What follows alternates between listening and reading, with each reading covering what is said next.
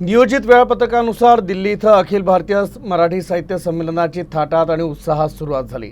छत्रपती शिवाजी महाराज साहित्य नगरी असं या संमेलन परिसराला नाव देण्यात आलं असून परंपरेनुसार साहित्य संमेलनाची सुरुवात ग्रंथदिंडीनं करण्यात आली।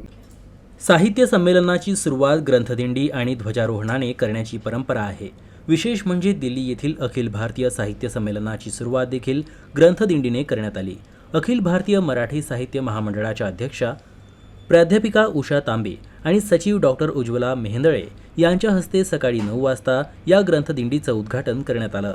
लोकशाहीचे मंदिर असलेल्या संसद भवनपासून ते साहित्य मंदिरापर्यंतचा मार्ग या ग्रंथदिंडीसाठी निश्चित करण्यात आला होता। यावेळी संमेलनाचे मावळते अध्यक्ष डॉक्टर रवींद्र शोभणे, विद्यमान नियोजित अध्यक्ष डॉक्टर तारा भवाळकर, विदर्भ साहित्य संघाचे अध्यक्ष प्रदीप दाते, सरचिटणीस विलास मानेकर यांच्यासह इतर मान्यवरांची उपस्थिती होती।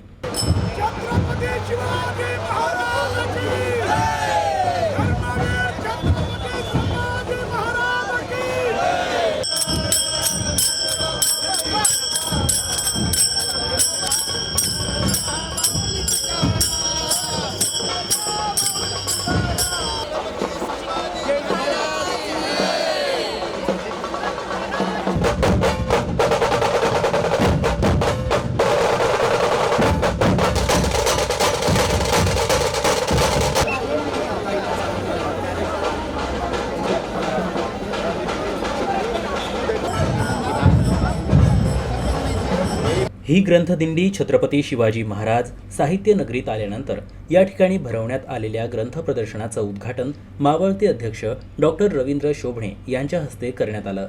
यावेळी नियोजित अध्यक्ष डॉक्टर तारा भवाळकर यांच्यासह अनेक मान्यवर आणि साहित्य रसिक प्रामुख्यानं उपस्थित होते।